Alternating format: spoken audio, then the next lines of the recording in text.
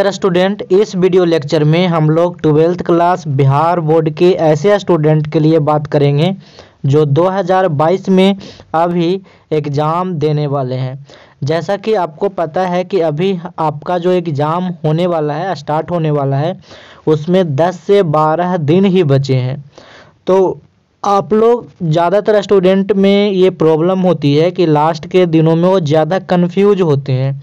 उन्हें लगता है कि अपना नोट्स पढ़ें या फिर गेस पेपर पढ़ें या फिर सर ने जो गेस दिया है उसको पढ़ें या फिर क्वेश्चन बैंक पढ़ें या मॉडल पेपर। बहुत ही ज़्यादा कन्फ्यूजन होता है स्टूडेंट को। तो इस वीडियो में हम लोग पूरा देखेंगे कि आपको क्या पढ़ना है और क्या नहीं पढ़ना है। तो चलिए शुरू करते हैं। तो सबसे पहले तो आप सबको जो आपका जो सिलेबस है, चाहे वो कोई सब्जेक्ट हो, किसी भी सब्जेक्ट हो, मैं सारे सब्जेक्ट को ध्यान में रखकर ये वीडियो बना रहा हूँ। ये नहीं कि सिर्फ इंग्लिश का ही यहाँ पे बात करूँगा। तो चाहे आपका कोई भी सब्जेक्ट हो, physics, chemistry, math, bio, English, Hindi, कोई भी सब्जेक्ट, उसका सिलेबस ऑलमोस्ट कंप्लीट हो चुका होगा। अगर आप एक अच्छे स्टूडेंट हैं, अगर आप एक सिंसियर स्टूडेंट हैं, तो आपका जो सिलेबस है ना वो पूरी तरह से कंप्लीट हो चुका होगा। और अगर आप लापरवाह स्टूडेंट हैं तभी आपका सिलेबस कंप्लीट नहीं हुआ होगा। तो उन स्टूडेंट के लिए बता दूं, या फिर आपका ना भी हुआ है तो भी आप वीडियो को ध्यान से देखें, आपके लिए भी बहुत अच्छी बातें यहाँ पे बताने वाला हूँ। तो सबसे पहले सिलेबस कंप्लीट हो चुका है, जिनका पूरी तरह से कंप्लीट हो चुका है, उनको मैं बता दूं कि अब लास्ट के दिनों में उनको ज़्यादा नया नॉलेज नहीं लेना है।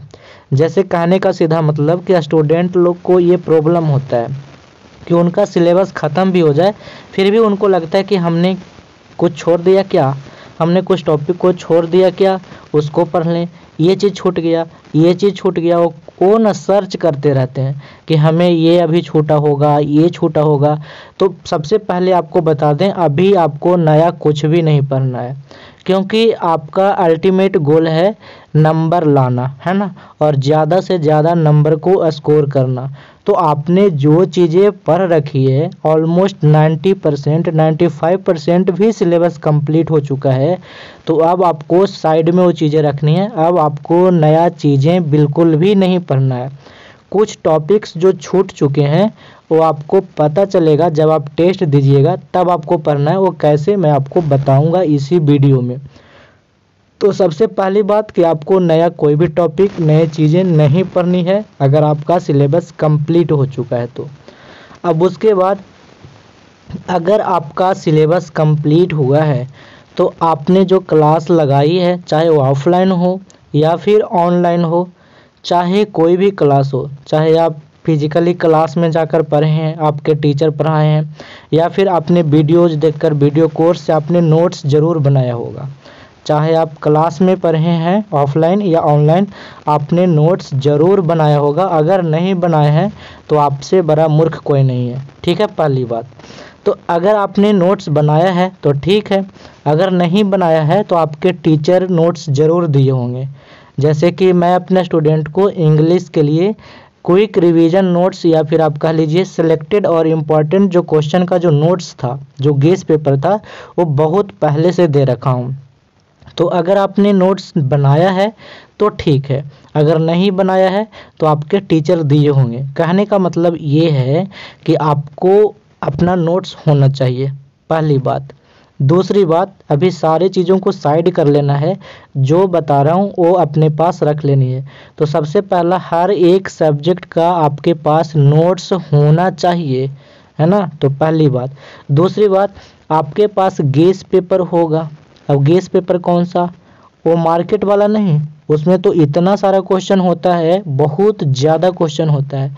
मैं उस गेस पेपर की बात कर रहा हूँ जो आपके टीचर द्वारा प्रोवाइड किया गया होगा, बिल्कुल सिलेक्टेड और बिल्कुल इम्पॉर्टेंट क्वेश्चन जो टीचर देते हैं ना, हर सब्जेक्ट के देते हैं, तो बहुत कम क्वेश्चन देते हैं और वो बता देते हैं कि ये क्वेश्चन इम्पॉर्टेंट है, ये क्वेश्चन इम्पॉर्टेंट है, ये क्वेश्चन इम्पॉर्टेंट है, ऐसे करके वो मार्क कर देते हैं।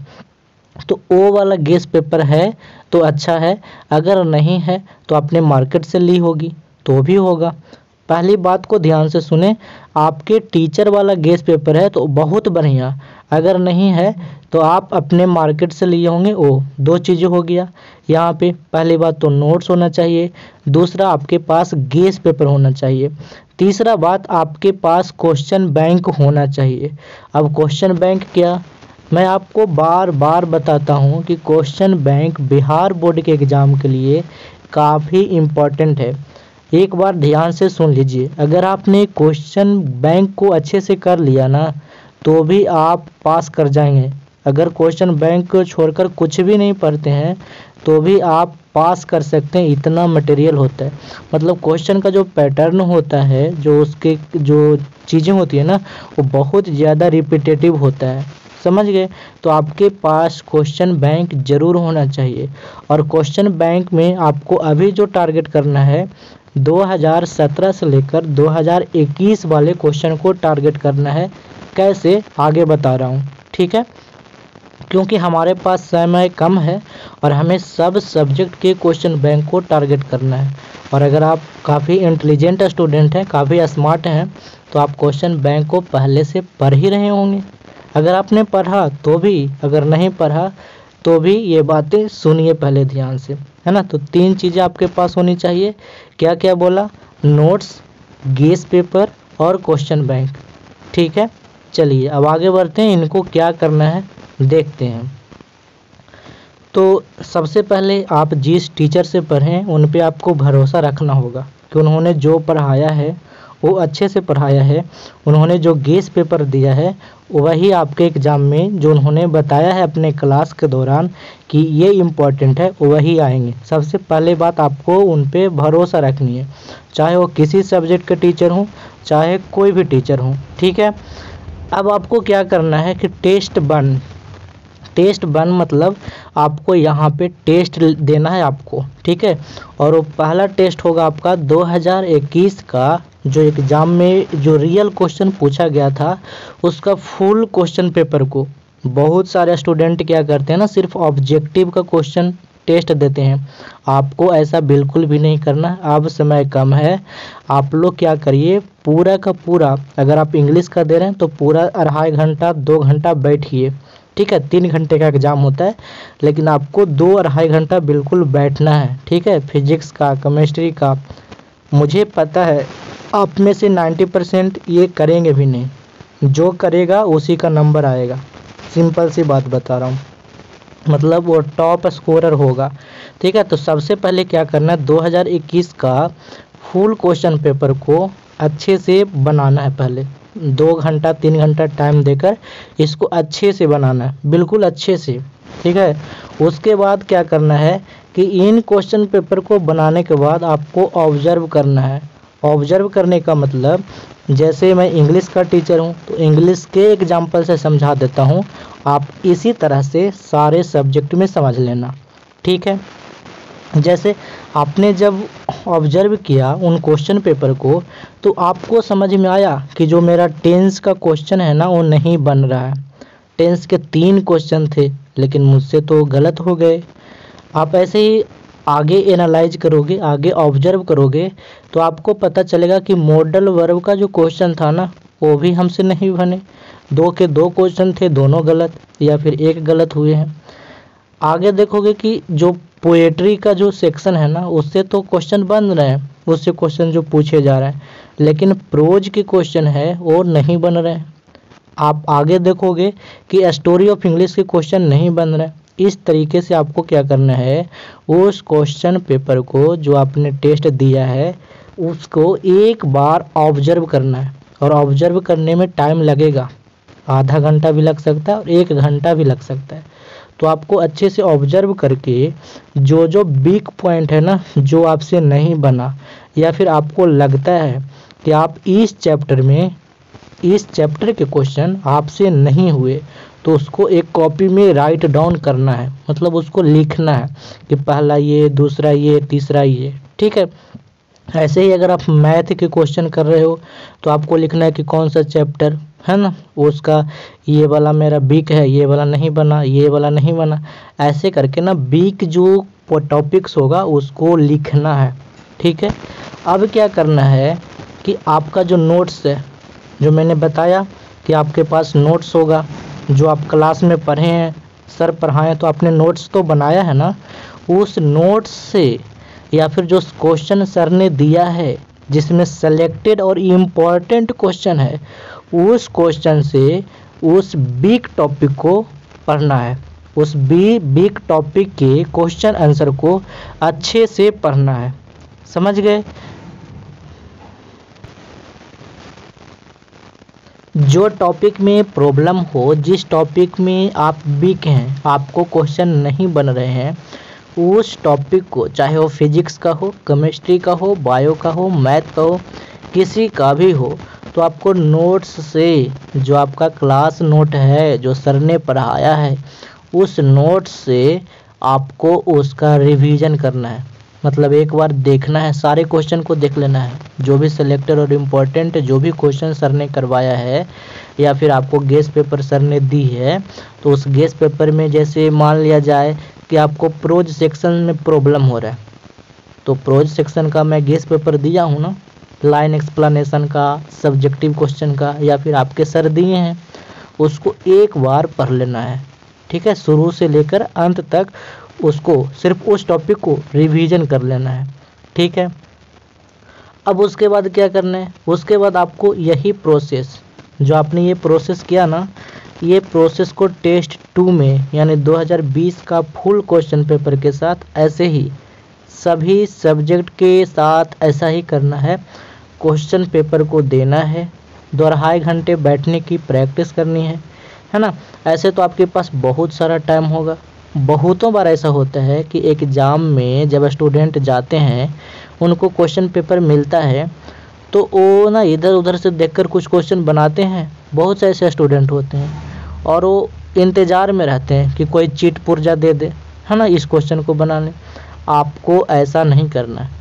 अगर ऐसा मौका मिलता है तो कर लेना वहाँ पे, ठीक है, लेकिन आपको घर से पूरी तरह से तैयार होके जाना है। तो आपको यही काम करना है। पहले टेस्ट देना है, उसके बाद उसको ऑब्जर्व करना है, बिग पॉइंट को राइट डाउन करना है, और उन बिग पॉइंट पे, बिग टॉपिक पे इस नोट से या फिर ये सर ने जो दिया है गेस्ट पेपर, सेलेक्टेड और इम्पोर्टेंट क्वेश्चन को उससे रिवीजन करना है।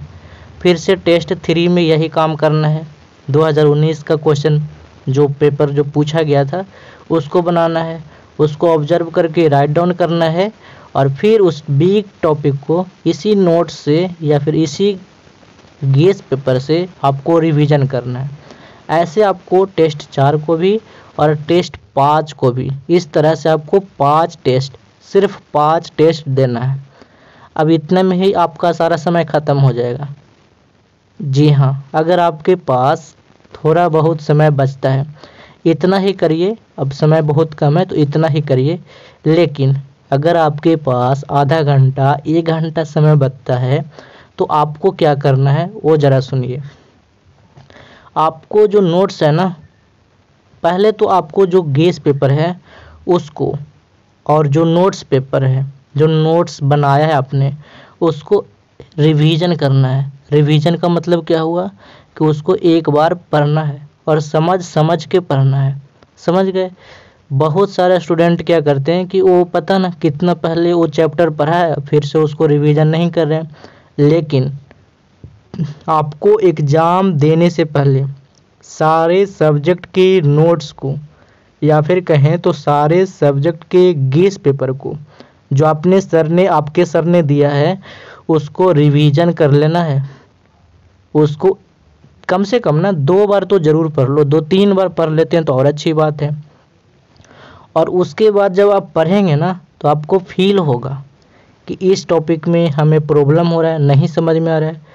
तब आपके पास बहुत कम समय है, तब उस पर्टिकुलर टॉपिक के वीडियो आप देख लीजिए, है ना, या फिर वीडियो भी देखने का समय अब नहीं बचा है तो आप उसी नोट्स से जो सर ने पढ़ाए हैं उससे आप उसको रिवीजन करिए। फिर रिवीजन मतलब रिवीजन मतलब ज़्यादा से ज़्यादा सारे चैप्टर के सभी नोट्स को रिवीजन करना है, कोई भी नहीं छोड़ना है। ये नहीं कि फिजिक्स का कर लिए, केमिस्ट्री का छोड़ दिए, ऐसा नहीं। सारे नोट्स को 2 से 3 बार एग्ज़ाम शुरू होने से पहले पूरी कॉपी को आपको रिवीजन करना है, ठीक है। इसीलिए तो हम कहते थे कि क्विक रिवीजन बनाओ, शॉर्टकट में नोट्स बनाओ, ठीक है। तो आपको ये चीज़ें रिवीजन रिवीजन रिवीजन करनी है, समझ गए। अब ऐसे स्टूडेंट जिनका सिलेबस कंप्लीट नहीं हुआ, अब आप क्या करोगे? तो आप तो पहले से तो मूर्खता वाला काम कर लिए।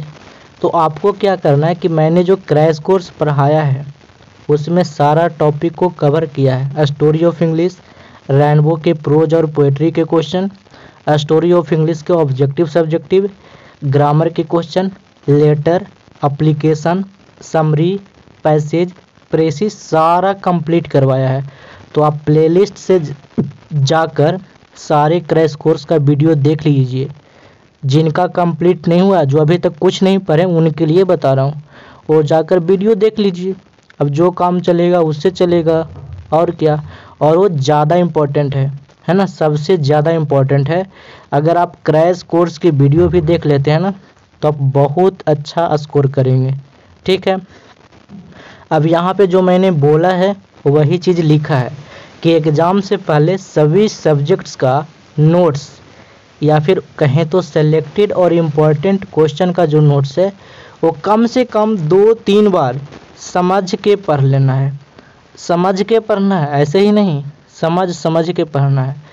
अब एक बात और, 600 प्लस क्वेश्चन का जो PDF है और 400 प्लस क्वेश्चन का जो PDF है, मैंने अपने टेलीग्राम चैनल बीरबल प्रसाद सर पे दे रखा हूँ, फ्री में, बिल्कुल फ्री में है। तो जाकर ले लीजिएगा, ठीक है। जो नहीं लिए हैं, बहुत सा स्टूडेंट को लगता है उसमें भी पैसा लगता है, ऐसा लगता है, लेकिन वो पैसा नहीं लगेगा उसमें। आप टेलीग्राम पे डायरेक्ट बीरबल प्रसाद सर सर्च करके ज्वाइन करिए और सारे PDF को फ्री में डाउनलोड कर लीजिए, ठीक है। तो आप ये काम करिएगा।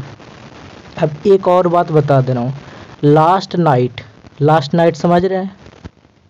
मतलब जिस टाइम आपका एग्ज़ाम है, जिस डेट को, मतलब 2 का एग्ज़ाम स्टार्ट हो रहा है, 3 का होगा, 4 फरवरी को होगा, 5 का, ऐसे होते जाएगा। तो जिस दिन एग्ज़ाम है, जैसे 2 को लगता है फिजिक्स का है, जैसा कि मुझे याद है थोड़ा बहुत, आपको अगर मैं गलत बोल रहा हूँ तो आप समझ लीजिएगा, कोई दिक्कत नहीं है। तो 2 तारीख को आपका फिजिक्स का एग्ज़ाम है, तो 2 तारीख के पहले वाली रात को, मतलब उसके पहले वाली रात को आपको दूसरा सब्जेक्ट नहीं पढ़ना है और न ही क्वेश्चन बैंक देखना है, ठीक है। नहीं तो आप बेवजह आप टेंशन लोगे।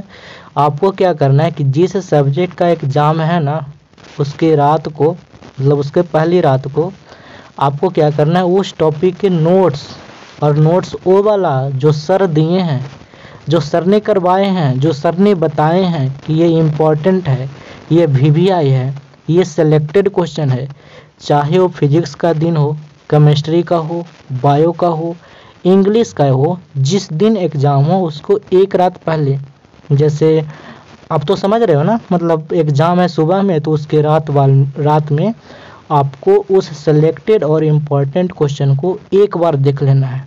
एक बार बिल्कुल समझ के, कम से कम 3-4 घंटे पढ़ लेना रात को, ठीक है। तो उसको एक बार अच्छे से देख लेना है, बस आपको इतना ही करना है।